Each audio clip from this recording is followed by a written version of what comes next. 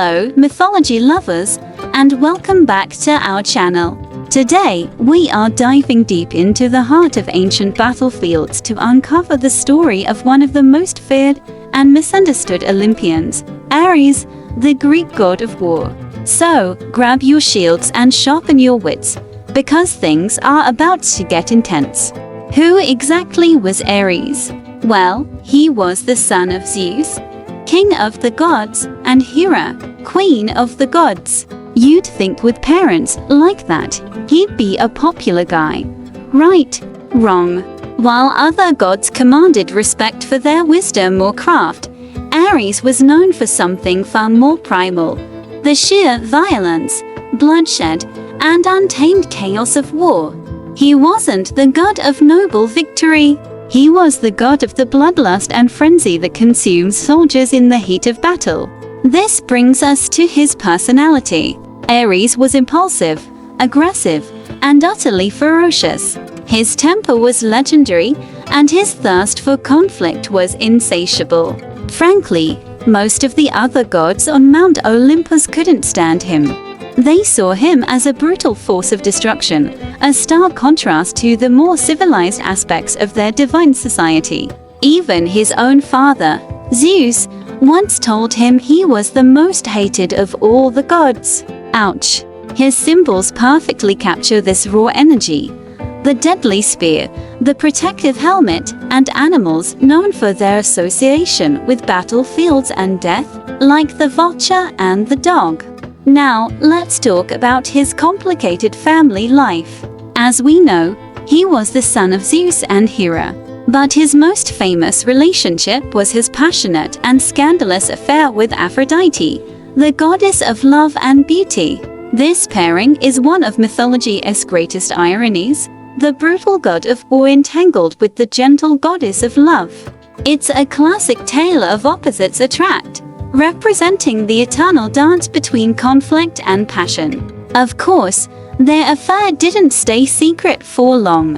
Aphrodite's husband, Hephaestus, the god of the forge, famously caught them in an unbreakable golden net and exposed them to the ridicule of the other Olympians.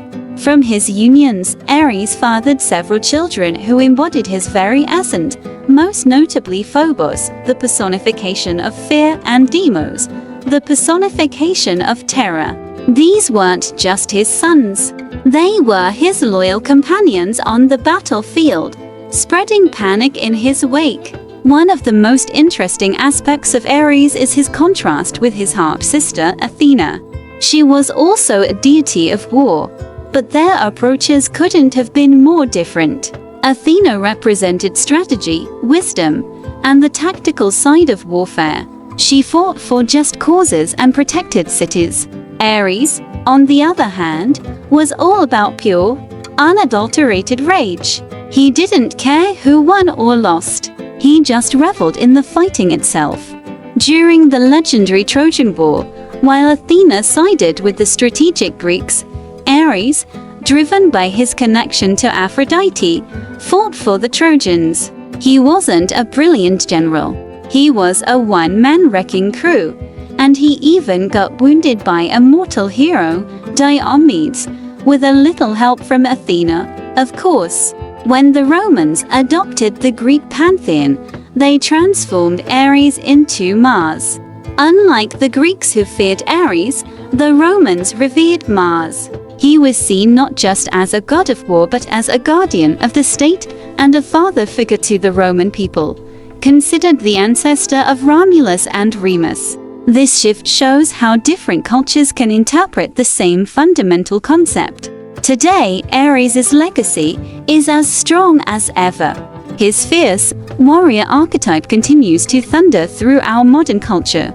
You'll find him as a central character in video games like God of War, a formidable antagonist in the Wonder Woman comics and movies, and a key figure in the Percy Jackson book series. He remains the ultimate symbol of untamed aggression and the brutal reality of conflict. And that's the story of Ares, the god who lived for the clash of swords and the roar of battle. What do you think? Was he just a mindless brute, Or is there more to his story? Let me know in the comments below. Thanks for watching, and if you enjoyed this journey into Greek mythology, don't forget to like, subscribe, and hit that notification bell for more tales from the ancient world. See you next time.